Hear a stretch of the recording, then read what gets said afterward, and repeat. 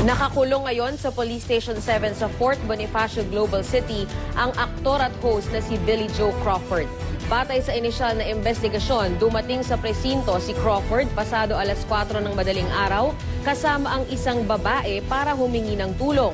Pero nang sabihin na ihahatid siya ng mobile sa headquarters, bigla na lang umanong nagwala ang aktor at sinuntok ang desk officer na babae. Bukod dito, sinuntok din umano ni Crawford ang glass door ng presinto, kaya inaresto siya ng mga pulis. Dahil dito nahaharap sa kasong malicious mischief ang aktor. Dinala rin siya sa ospital para ipasuri. Sinusubukan pa namin kunin ang panig ni Crawford tungkol sa insidente.